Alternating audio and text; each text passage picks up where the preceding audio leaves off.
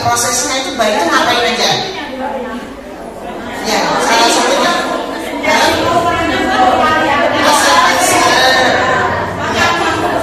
mangat-mangat, ya kan betul. Mangat-mangat, apalagi Bu? Ya, sampai dia ketemu dengan yang namanya payudara ya. Kita coba lihat ya Bu ya. Ini juga tidak perhatian. Kalau kita perhatikan dari awal ditempelin lahir, nanti akan terlihat seperti apa ya, kita belajar bareng. Ini ada videonya. Monggo Mbak Ira. Silahkan disiang. Perhatikan.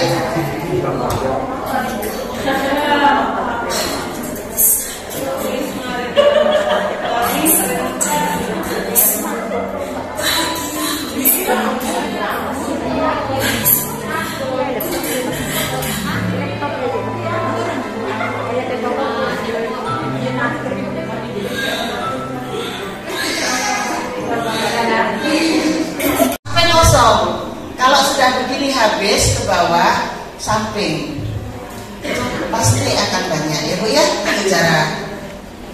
Next. Nah ini tadi sudah pencegahannya ya biar tidak bengkak, tadi sudah jelas. Bayi tadi disusui dengan benar ya, kontak kulit, terus diperbaiki juga pendekatannya, diberikan ASI sesuai mungkin, itu sudah semua kita bahas. Dan ditawarkan dengan kompresnya dengan air dingin dulu ya, jadi bukan dengan air panas, terbalik ya, kompresnya dengan air dingin itu tadi diperah dan kita bahas. Nah kalau putingnya retak Bu, kira-kira disusukan atau tidak? Yang ada di desa lagi karena saya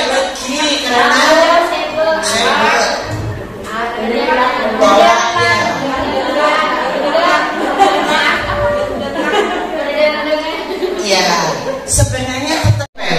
Caranya itu ditarik-tarik dulu Bu, ditarik-tarik. Jadi kalau mandi ya mandi itu sambil ditarik-tarik ini payudaranya gitu ya. Setelah itu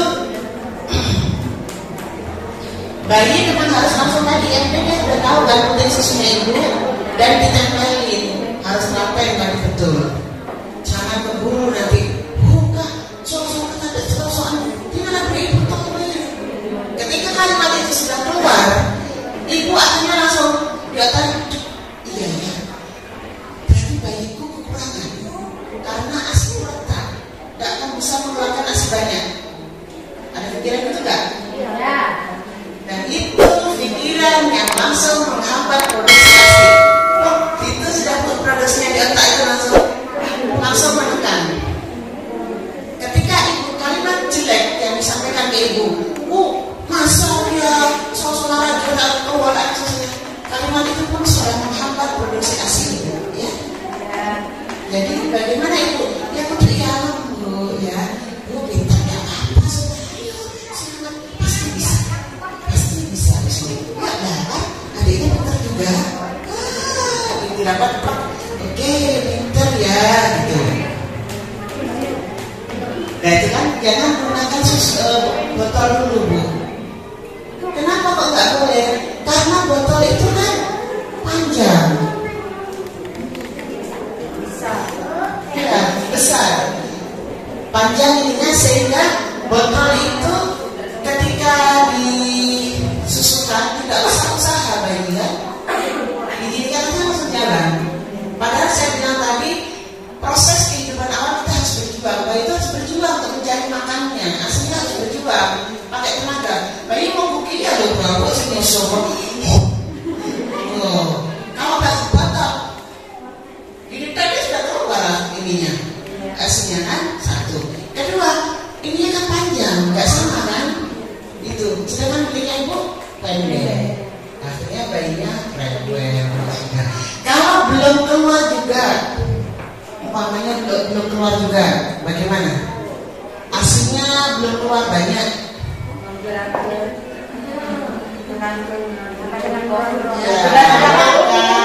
Oke. Terus asinya bisa dilatih pakai sendok, ya, pakai sendok. Kalau tidak pakai sendok ada juga untuk penyuntikan ya, sebagian kecil itu kalau bisa ada itu nanti diginikan aja ditetesin, itu awal-awal belajarnya. Terus kalau puting susunya mendelep, itu bisa pakai ini Bu, nanti dilakukan pembedanya.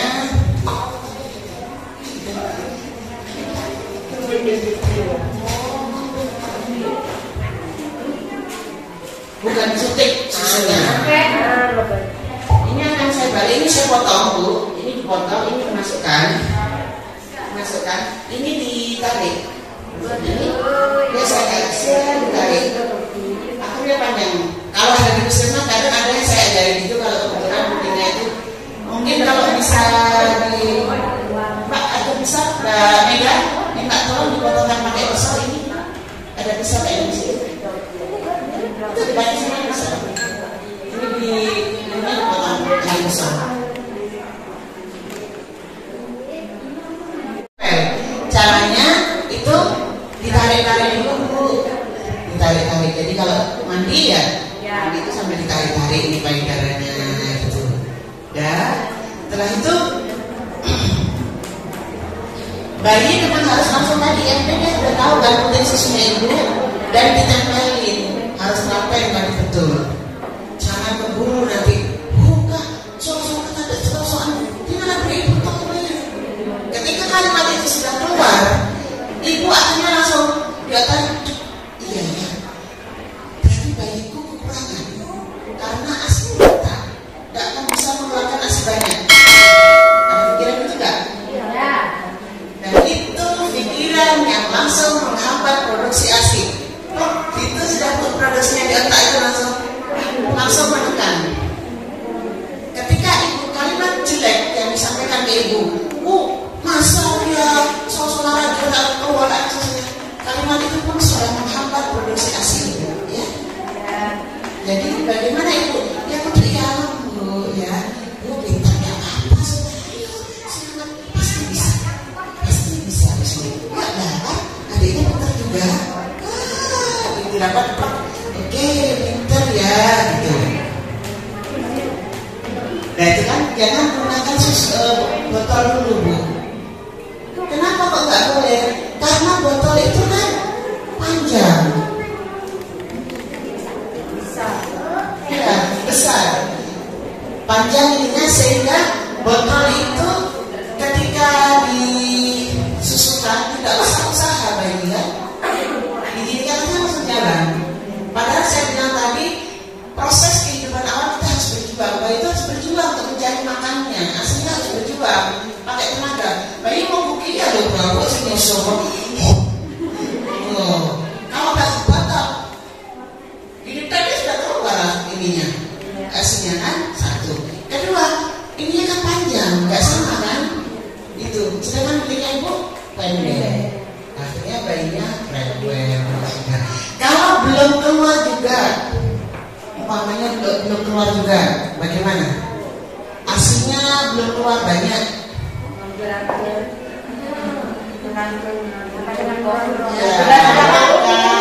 Oke. Terus asinya bisa dilatih pakai sendok, ya, pakai sendok. Kalau tidak pakai sendok ada juga untuk penyuntikan ya, sebagian kecil itu kalau bisa ada itu nanti diginikan aja ditetesin, itu awal-awal belajarnya. Terus kalau puting susunya mendelep, itu bisa pakai ini Bu, nanti dilakukan pembedanya.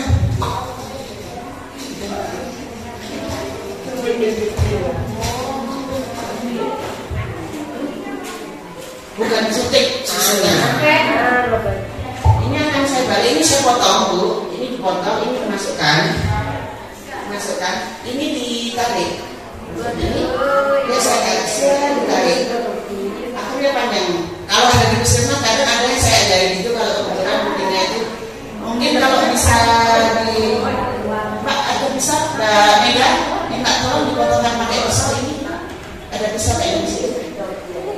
Itu dipakai sama besar.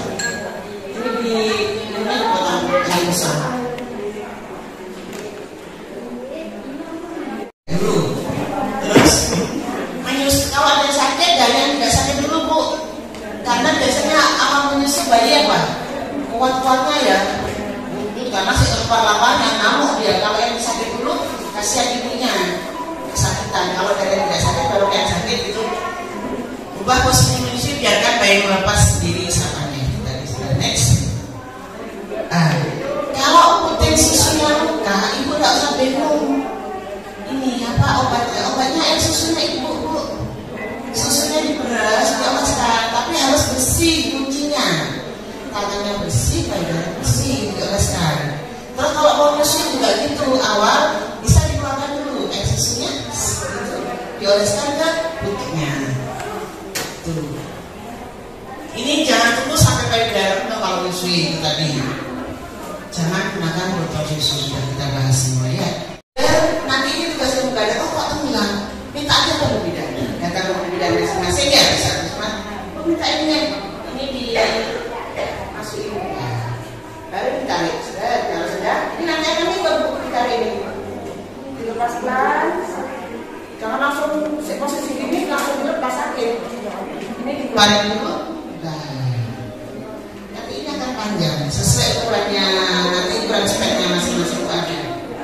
Jadi ini teknik untuk, jadi fungsinya adalah untuk menarik puting susu. Ini tadi sudah ya kalau yang payudara tadi sudah bilang kalau diskus ya Bu. Kalau memang itu infeksi, tandanya payudara luka infeksi itu apa Bu? Kalau sudah infeksi? Luka, sebelum luka apa lagi? Merah, betul. Meriang, panas, nyeri ya Bu ya. Jadi tanda infeksi itu ada dolor, kolor, aman Bu? Jadi jangan disalahkan dulu ya Bu. Puji dulu ibunya. Oh ya Bu, bagus Bu cikunnya saya. Coba saya betulkan ya. Kalau begini tadi nanti puting susunya lecet gitu ya Bu ya. Jadi itu ya minta Bu ya kalimat itu tidak boleh ya. Betul, gak apa-apa, kita keluar apa? Kalimat itu tidak boleh, jadi nanti dibetulkan. Bu, pinter sudah perlu nyusuin Bu apa? Bu ya, coba bentar badan aku lagi ngelakak. Bu, pinter nyusuin. Harus tepat aja, badan aku bisa gitu Cok. Jangan ada kalimat justifikasi. Jangan disalahkan ibu itu. Ibu ini sudah capek, ya. Dia itu sudah berjuang untuk nyusui awal itu, terutama yang ibu awal ya. Kemana kayak semua pakai nyok-nyok, kayak kiri melotot, lagu ketemu ibu tak oleh tedung, ya. Pagi-pagi ketemu dulu karena oleh tedung apa kan? Anak mau bola nang. Daerah kota ini. Terima kasih Bu ya. Jadi boleh tidur pagi itu boleh Bu, tapi dengan catatan. Kenapa kalau tidur pagi sudah harus bersih, sudah bersih semua, terutama di jalan lahir itu sudah bersih, badannya sudah bersih semua, bayinya sudah diteteni, ibu sudah makan, bayinya tidur, ibu boleh tidur, ya. Ya, kalau tidur karena semacam sudah menyesuaikan gitu, karena terus jangan pegang payudara sekarang penting. Gini nggak boleh ya Bu ya? Ini ya. Biasanya gini kan?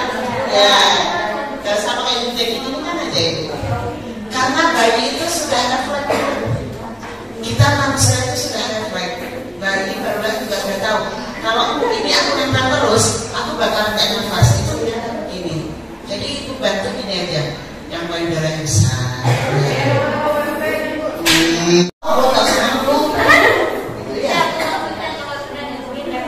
Oh ya mesti lepet tuh kalau menyusui. Habis itu apa ya senang, ya bukan karena itu jadi akan otot-ototnya itu dia kembali. Terus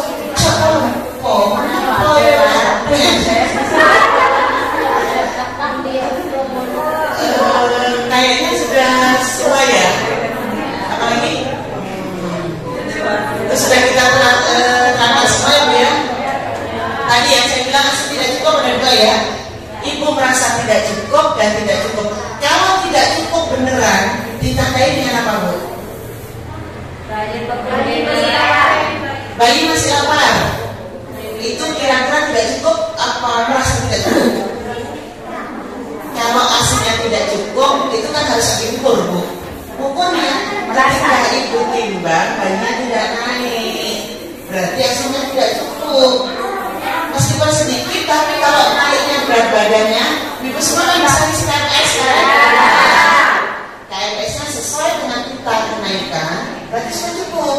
Kalau sudah makannya, sudah susunya sudah banyak, si manis dicek apakah ada basah, ada semut kan, atau ada angin. Bila sampai dengan bayi maupun yang lebih, kamu berduduk, bayi tak bisa berduduk, dia masih berduduk kan. Kalau ada nangis, bayi diam saja, tahu-tahu biru keinginan nanti ya. Terus tandanya juga itu kalau kencingnya itu pekat, itu berarti itu kurang minumnya ya. Pipisnya sudah sedikit kuning. Kalau sering aku banyak sering melolong nggak apa-apa, minumnya banyak. Pasti warnanya akan jernih ya. Itu tandanya kalau ASI kurang cukup. Ya itu tadi sudah caranya sudah kita jelaskan semua ya, biar ASI cukup. Ya kita IMD, kita dekatkan di botol sudah kita bahas tadi. Jangan lupa makanannya ibu menyusui tadi sudah kita belajar ya Bu ya. Seperti itu. Meskipun tidak persis seperti itu yang Bu ya tadi nasinya kurang. Kalau umpamanya sekarang kejadian subuh Bu, nasinya kurang. Betul, pinter ya. Tambah lebih dari lagi apa? Umpamanya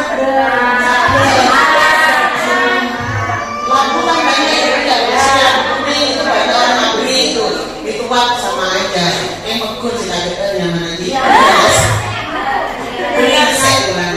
Itu tadi sudah kita praktekkan tadi memerah ASI pakai tangan ya Bu ya. Kalau ASINya ibu banyak, itu diperah aja pakai tangan di gelas boleh ya Bu ya. Atau yang sudah modern beli botol ASI, mungkin uangnya banyak boleh juga. Ya mau. Apa?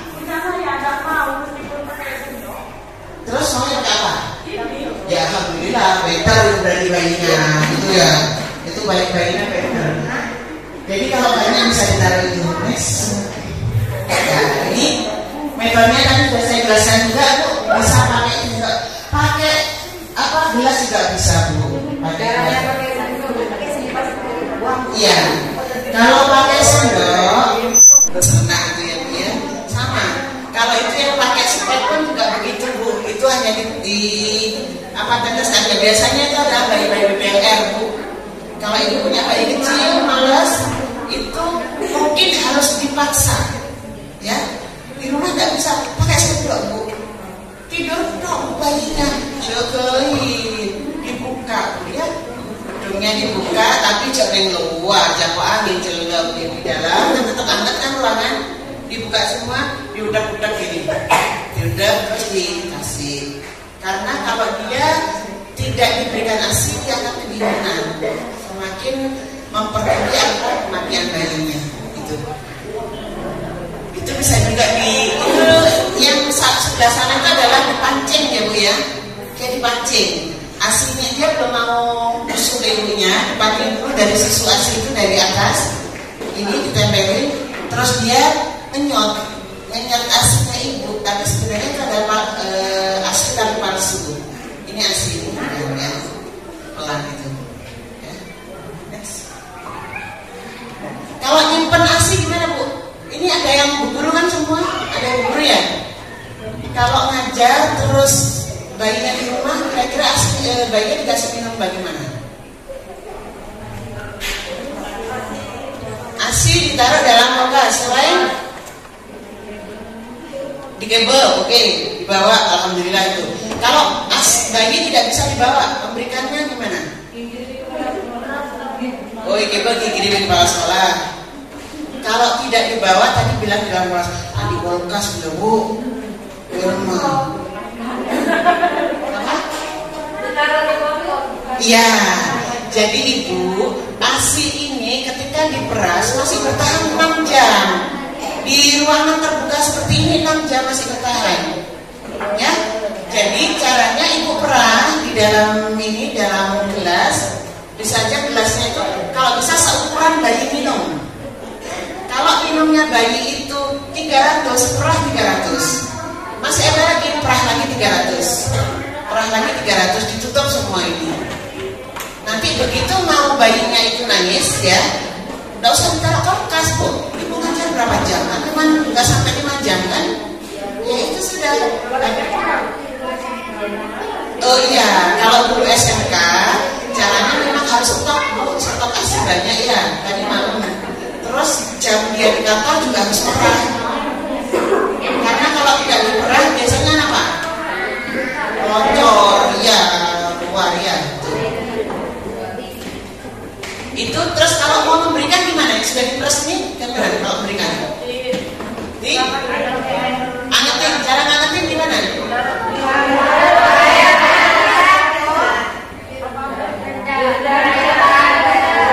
Sudah paham ya? Jadi ambil mangkok potekel itu, kasih air panas, ini ditaruh di atasnya. Sudah, nggak usah dikawal-kawal bu, nggak usah. Saja, ini sudah aman, baru dikasihkan. Biar bayinya nggak nangis, nggak rewel, nggak dimompotin, pakai dipraktekkan di rumah. Ibu-ibu ini ada yang masuk yang sudah jadi kadernya HPASI.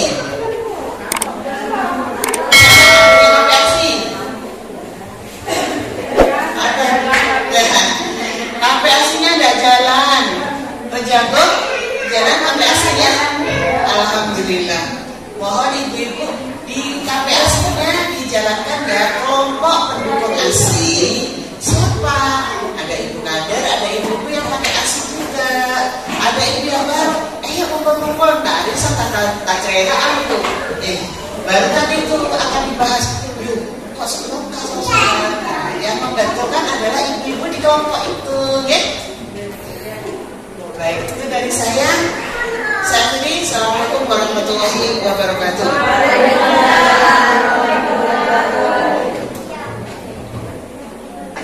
Ibu-ibu berdiri dulu. Kita nyanyi lagi ya, nyanyi ASI ya, nyanyi payudara besar kita itu.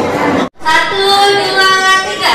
Payudara besar, payudara kecil, tak ada bedanya.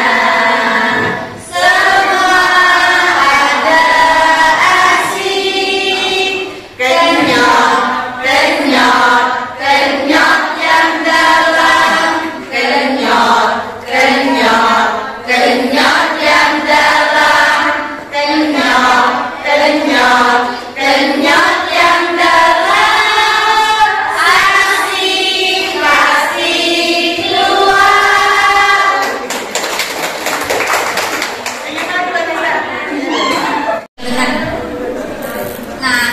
Nah, pertumbuhan itu kuantitatif ya ibu-ibu ya, yang bisa diukur, ditimbang kayak gitu. Kalau perkembangan, ya bisa jalan, bisa ngomong, tengkurap, rangka, ya. Nah iya, benar. Ya, nah, pengetahuan pertumbuhan itu adalah satu kegiatan penilaian pertumbuhan balita yang dilakukan secara terus-menerus dan teratur. Biasanya sebulan berapa kali? Nah, 1 kali ya bener ya, di posyandu. Atau kalau misalkan pas posyandu tidak bisa datang, bisa ke rumahnya Bu Bidan, ya. Atau bisa kunjungan rumah ibu-ibu kadernya. Memantau pertambahan berat badan sudah dilakukan setiap bulan ya ibu-ibu ya. Kalau panjang atau tinggi badan dilakukan setiap bulan atau tidak?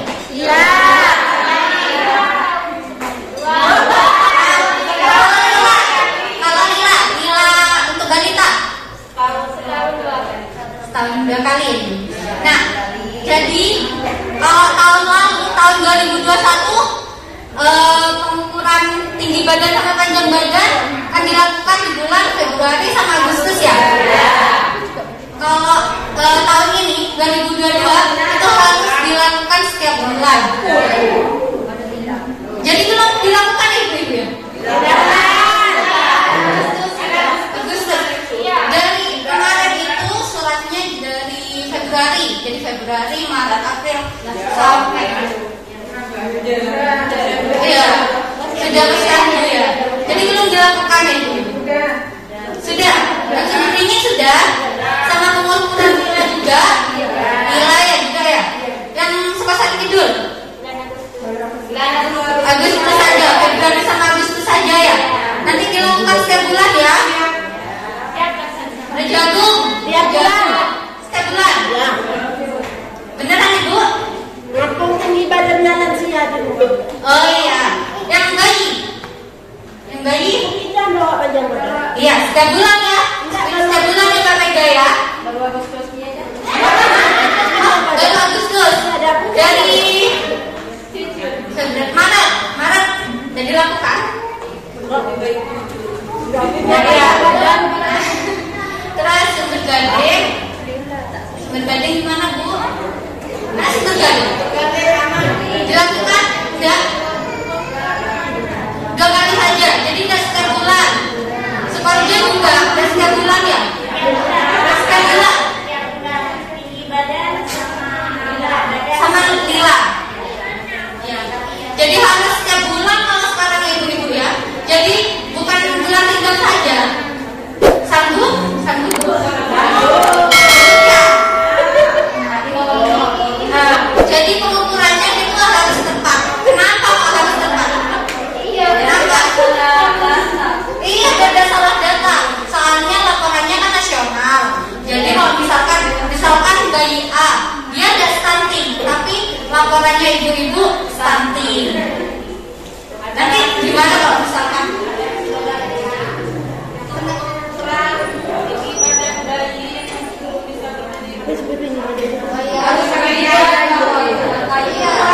terbatas ya, alatnya terbatas ya. Iya, jadi iya masih proses bertahap ya. Memang kendalanya yang ini ibu-ibu infantometer namanya. Nah, infantometer ini yang terbatas. Jadi bimbingannya harus setiap pindah pos. Iya, terus yang enteng juga kan iya. Soalnya kemarin tuh ada pengadaan yang benar. Itu udah akurat, jadi nggak boleh dipakai. Iya, nggak boleh gitu Bu. Jadi sudah tidak terpakai. Yang ini kayu. Kemudian iya, kalau yang ini punyanya gizi. Baru ya? Iya. Berarti bisa pakai. Jadi iya. Biasanya ada pengadaan dari desa juga kayak gitu. Iya, oh iya, Bukades. Biasanya yang dapat dari desa Tegal Jati kayaknya kemarin ada pengadaan timbangan ya, timbangan digital. Ya sebenarnya juga iya. Yang terbatas ini 1 meter ini, yang panjang badan untuk bayi. Iya. Jadi ya itu ibu-ibu karena ini permintaan dari pusat ya. Jadi harus dilaporkan setiap bulan. Nah kalau misalkan nih ada balita A, dia ada stunting, tapi di laporannya dia masuk balita stunting. Terus kalau misalkan nanti ada kunjungan, balitanya dikunjungi beneran, kan gimana? Pas normal. Iya, pas dia normal. Iya, jadi harus benar ya ibu ya. Waktu diukur ini masih pendek. Karena laporannya itu setiap bulan, Mbak. Setiap bulan.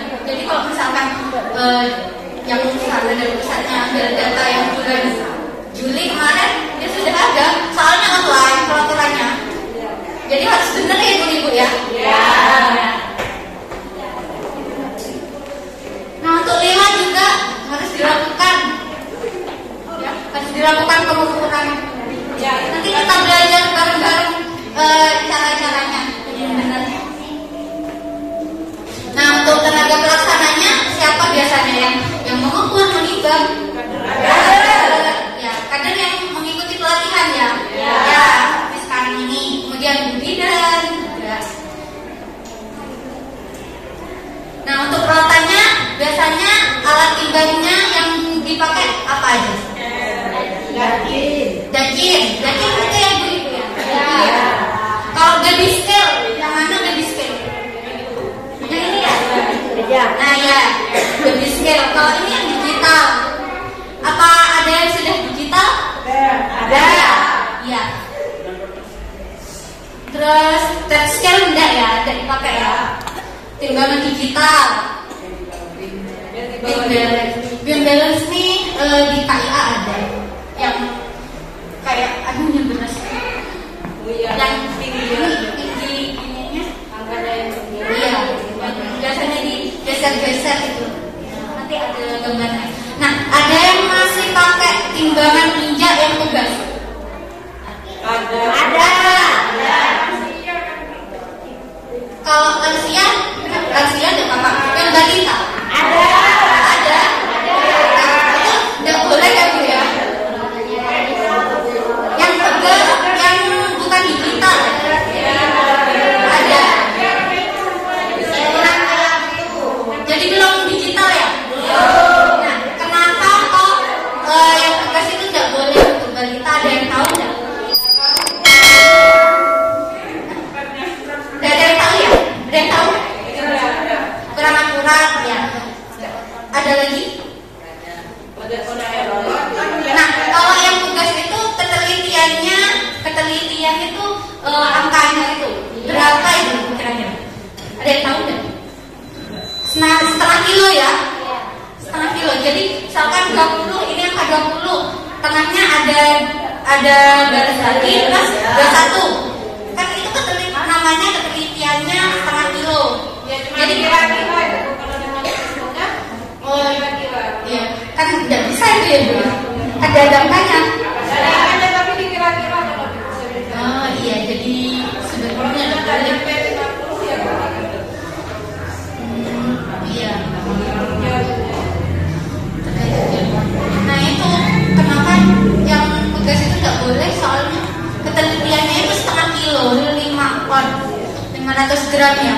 Sedangkan balita kalau misalkan di atas 1 tahun, kenaikan berat badan minimalnya berapa? Di KMS? Iya. 2 ons ya, 200 gram ya. Nah, kalau misalkan pakai yang tugas, ada enggak? Enggak ada ya, enggak bisa ya begitu ya. Kalau yang digital, bisa ya? Bisa. Nah, ya itu. Kenapa enggak boleh? Soalnya enggak bisa. Kenapa? Pakai timbangan digital di mana caranya? Iya.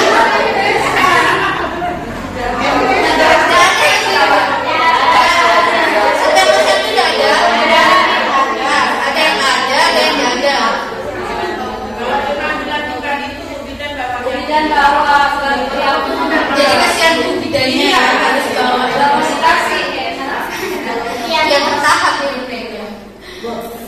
Kalau tidak tercapai, Iya. Jadi nggak boleh pakai yang tugas itu. Jadi kalau bisa ya minta budidayanya gua dibawakan. Ya. Atau dacin. Boleh dacin. Iya, kalau misalkan dia ada digital, pakai dacin aja.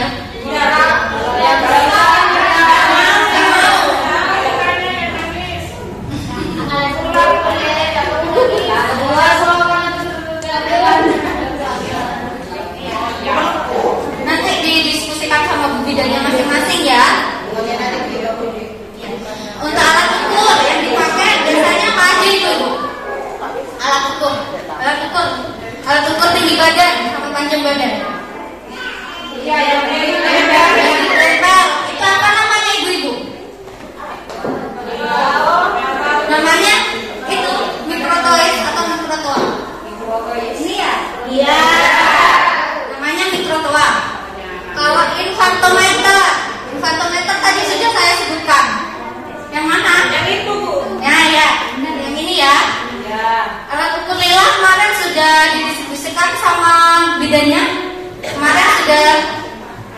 Ya, setiap posyandu satu ya.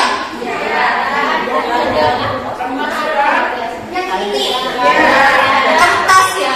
Jadi udah besar. Dipakai sekali udah boleh, Nanti bisa yang besar-besar bisa jadikan lagi kemudiannya. Nanti ini ada beberapa ya. Nah ini, nah timbangan digital kayak ini ibu ya, kayak di depan ini.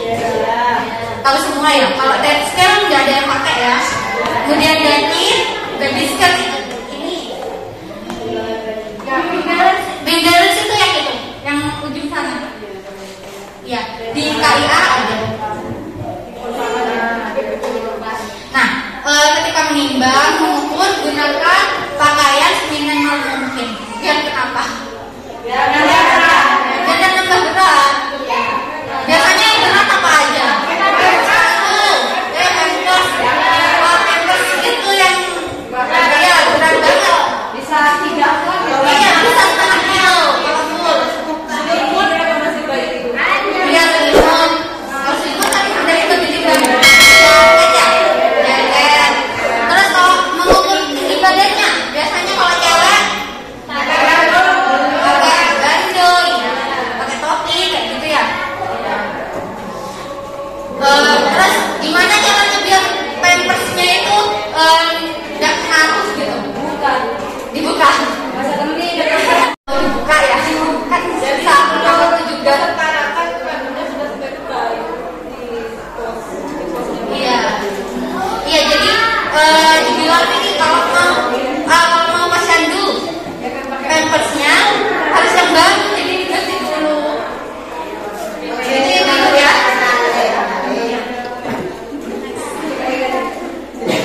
Nah, langsung praktek aja ibu-ibu ya. Perasaan orang ya. Yang timbangan digital dari desa mana ya? Dari Sukasari Kidul aja nih. Tiga orang ibu-ibu. Baterai pada timbangan digital. Ini sudah terpasang ya. Bisa ibu-ibu pasang baterai? Nggak tahu saya. Ya. Kemudian letakkan timbangan di tempat yang datar. Ya. Yang datar. Nah, kalau misalkan keramik yang sebelah sini sama sebelahnya itu kemungkinan tidak sama, tidak datar gitu. Ada kemungkinan ya. Jadi kalau bisa di satu keramik. Sudah. Ya. Kayak gini ya. Sudah di satu keramik. Kemudian nyalakan timbangan. Ayo, naik. Oh, ini sudah otomatis. Nah, lakukan kalibrasi dulu, dilihat dulu. Ibu kadernya yang kalibrasi. Iya, yang nyoba. Dan Tarap pakan pelakunan. 57,1. Ya, coba lagi. Nah, bentar dulu. Dimakan dulu. Nah, kedua kalinya. 57,1. Jadi sudah akurat ya ibu-ibu ya. Jadi harus dilakukan 2 kali untuk kalibrasinya. Ya. Kalau misalkan kedua kalinya itu beda dengan yang pertama kali, ditimbang lagi sampai sama antara yang sebelumnya sama setelahnya itu sama. Ya. Sudah. Nah, untuk menimbang balita nih, silakan ibu. Kan tadi pakai sepatu, gimana biar adiknya? Tadi pakai sepatu. Ya, Ya dilepas saya dulu. mau ditimbang ya, dilepas dulu sepatunya ya sayang. Ya. Pinter. Siapa namanya nak? Jadi anaknya nggak boleh ngapain aja. Nggak boleh. Itu lihat ibu-ibu, lihat kamera itu. Terus nggak boleh pegangan lagi. Anaknya kan biasanya pegangan ke ibunya nih.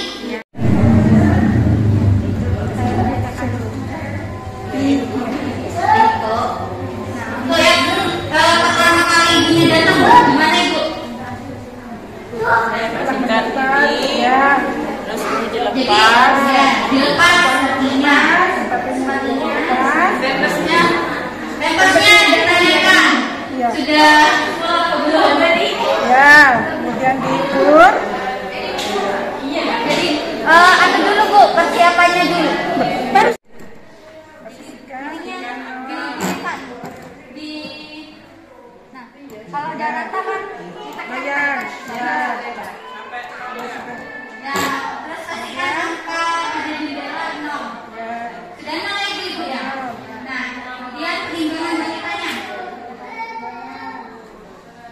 Dilepas. Jaket. Selesai. Kemudian diletakkan bayinya. Setelah ketemu, diangkat lagi. Ya. Kemudian dibaca. Karena kalau tidak ada bisa memakai dahan kayu yang kuat di rumah. Yang kedua, atur posisi batang dacin seimbang sejajar dengan mata penimbang. Harus tidak berseri. Jangan kaku sampai habis. Untuk langkah yang ketiga, pastikan bandul geser berada pada angka 0 dan jarum penimbang benar-benar tidak lurus. Untuk langkah yang keempat, kita pasang sarung timbang atau celana timbang pada dacin.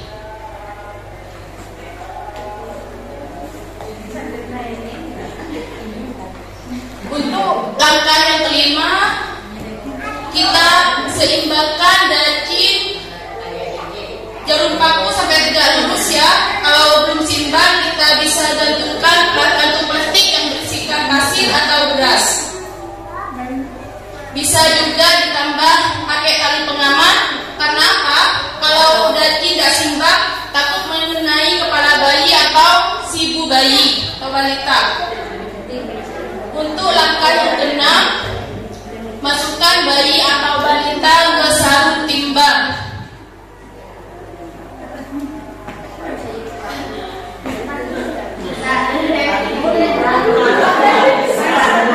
Baca berat badan bayi di ujung bandul geser.